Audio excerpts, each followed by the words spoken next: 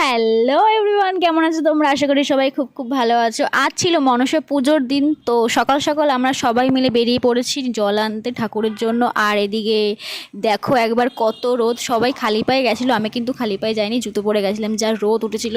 আর জলটা আনতে গেছিলাম আমাদের পাশেই একটা পুকুরে। আর এদিকে দেখো আমি ভিডিও করার চক্করে কাদার মধ্যে পা দিয়ে দিয়েছিলাম, পরে দেখছি মা আমার পাটা পুরো কাদায় ডুবে গেছে। আর এটা হচ্ছে আমার বড় মামি, যিনি সব দায়িত্ব নিয়েছিল এইবার পুজোর, বড় মামি আর বড় মামা। তো এরা দুজনে ডুব দিয়ে জল নিয়ে নিয়েছে। আর এদিকে মাকে দেখো মানে এনি টাইম ইয়ার্কি করতে থাকে।